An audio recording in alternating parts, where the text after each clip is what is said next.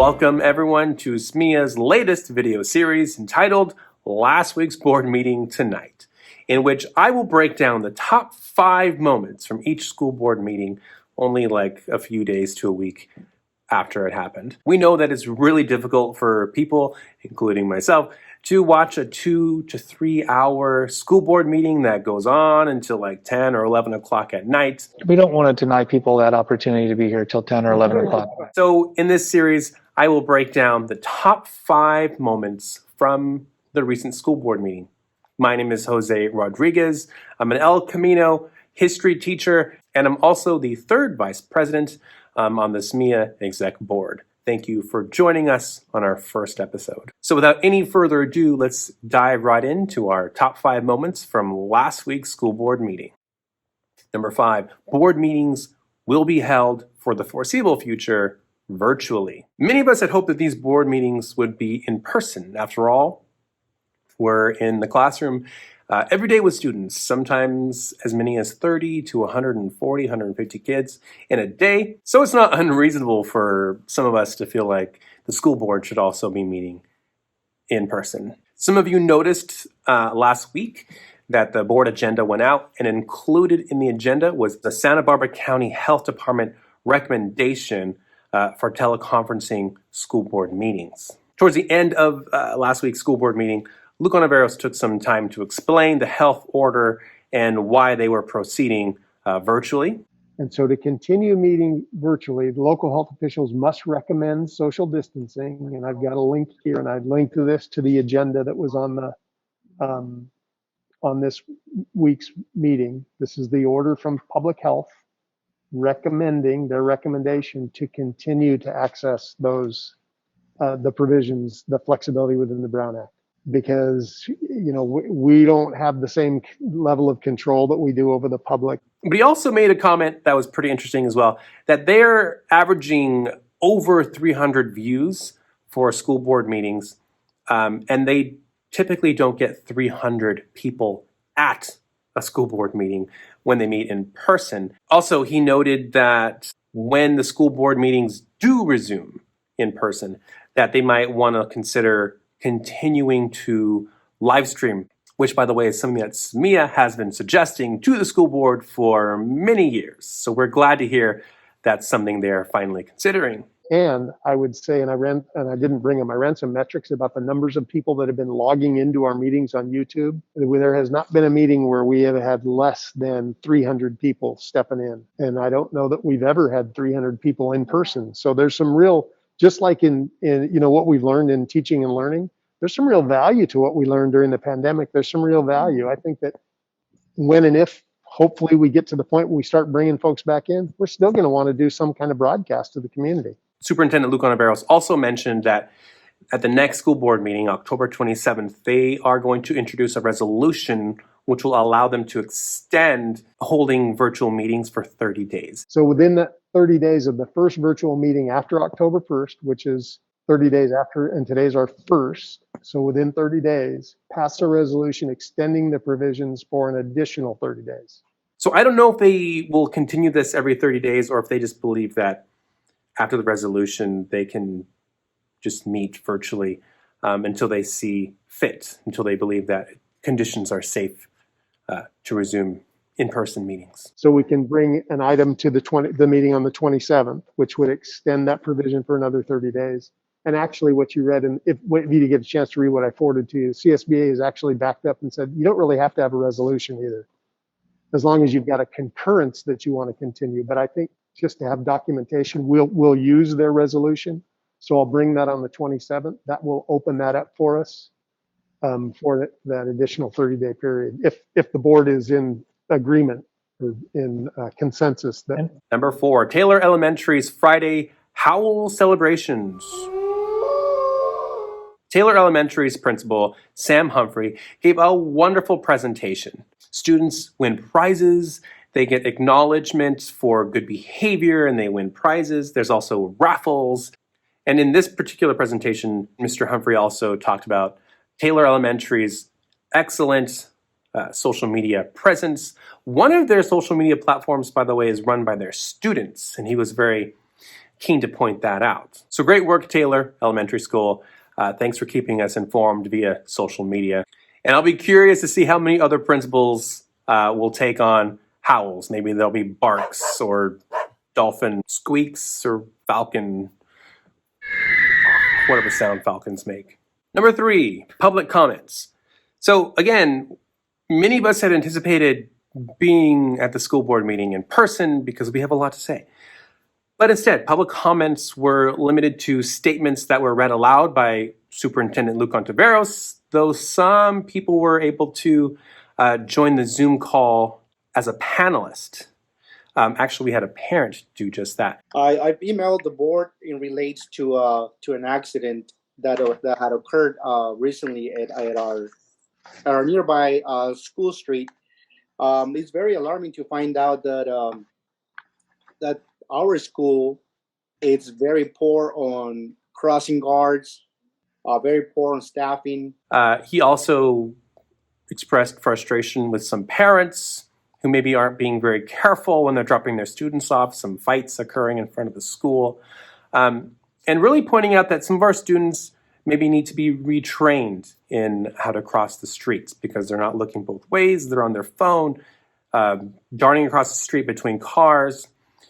So we really appreciate this parent calling in, being a panelist for his public comment. And then we had another person call in.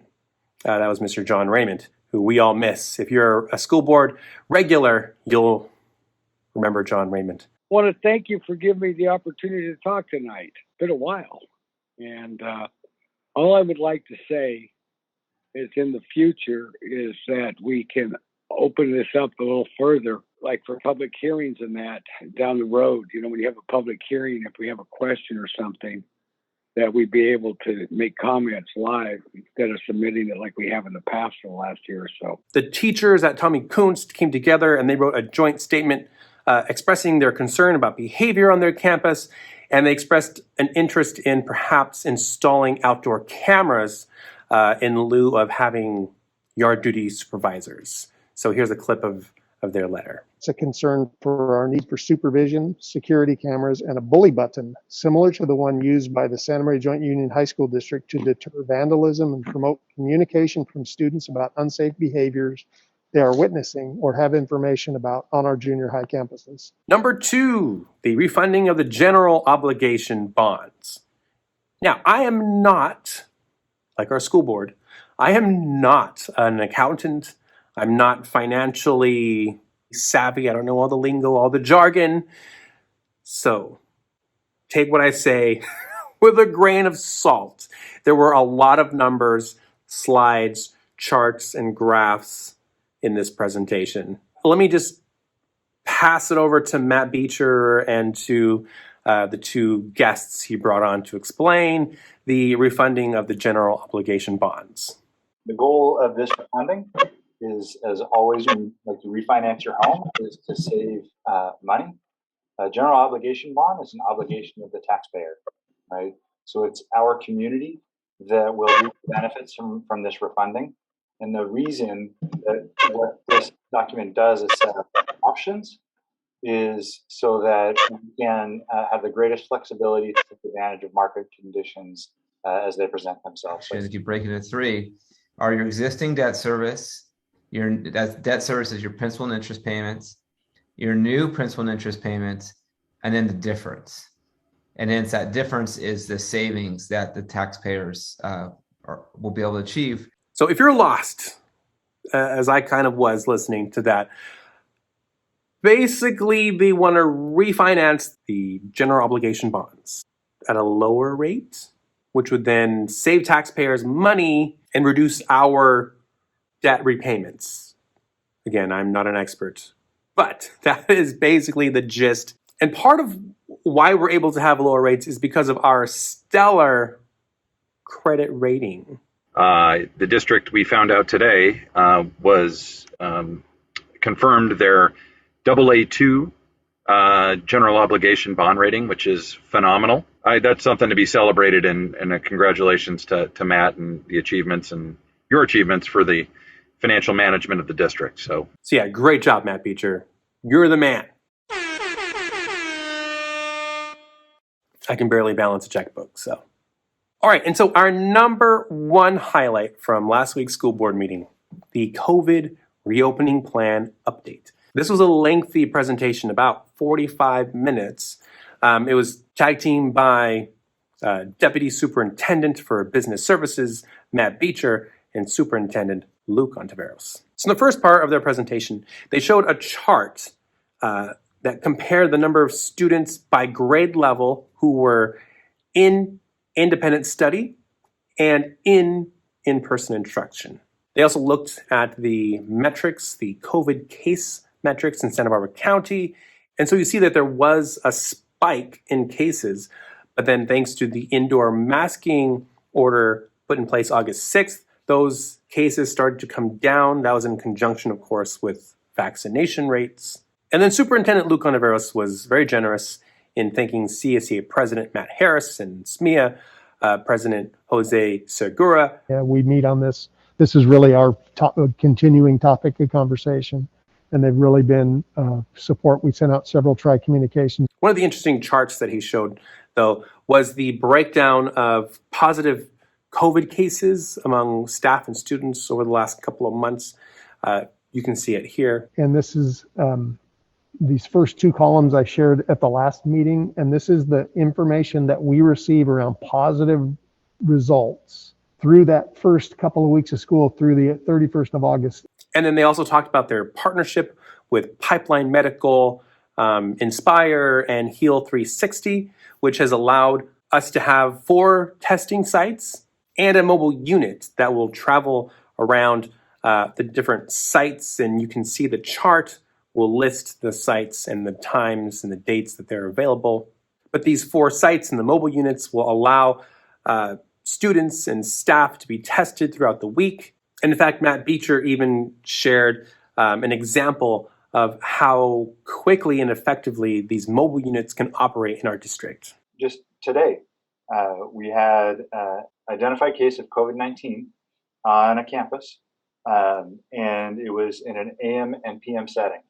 And so Carolyn Klein-Smith, our program specialist in charge of health services, got notification, called Kaylee, who is the lead in our area for Heal 360, who then dispatched a team to the school site immediately in time to meet with parents and students of the morning class and get them tested on their way out of class, and then meet with the parents of the PM class as they came on to get them tested as they came into class.